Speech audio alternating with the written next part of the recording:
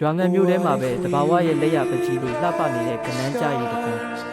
သွားလိုက်တဲ့လူတိုင်းရင်ခုန်တန်တောင်ပြင်းလာစေတတ်တဲ့တနေရာမှာတောင်တန်းတွေကတစ်တော်နဲ့တဝိုက်မှာလှုပ်ရှားနေတဲ့နှက်တန်တောင်ရည်စည်းတန်နဲ့အတူတောင်တွေကလက်ကူးကျလာတဲ့ရေဆက်တန်တွေအဆင့်ချင်းစီကျလာတဲ့ရေတကုံကပကြီးကားတစ်ချက်လိုမျိုးပူလောင်နေတဲ့နေ့မှာတော့နက်ခင်းလုံးကလိုလူအေးနေပြီးရေခဲကွက်ပျော်ကြည့်နေတယ်လို့လမ်းဆန်းစေတဲ့နေရာဖြစ်ပါတယ်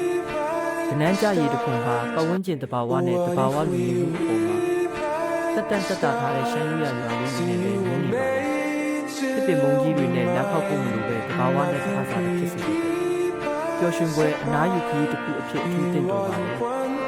ရွာငံကိုသွားတဲ့အခါနှွေခမ်းသွားရင်ငွေရောက်ရောင်ကျယ်ရီကြလာတယ်လို့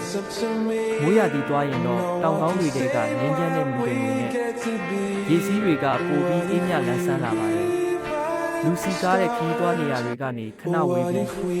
တိမ်ထဲကနေလာနေတဲ့ရေတခွန်တစ်ခုနဲ့ပုပ်ပုပ်ကိုပြန်လဲတွေ့မြင်ခြင်းနဲ့